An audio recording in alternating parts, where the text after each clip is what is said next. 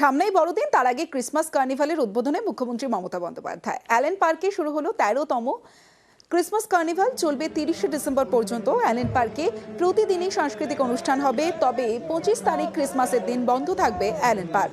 প্রতি বছরের মতো এবছরও আলোয় সেজে উঠেছে পার্ক স্ট্রিট। পার্ক স্ট্রিটের পাশাপাশি সেন্ট পলস ক্যাথিড্রালও সেজে উঠেছে আলোর মালায়।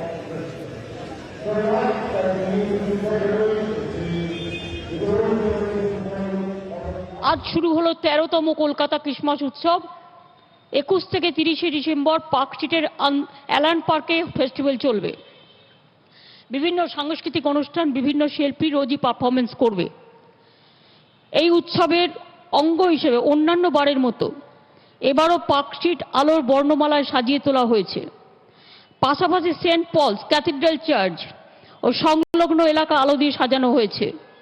30শে ডিসেম্বর পর্যন্ত উৎসব শেষ হয়ে গেলেও 1 জানুয়ারি পর্যন্ত এগুলো চলবে।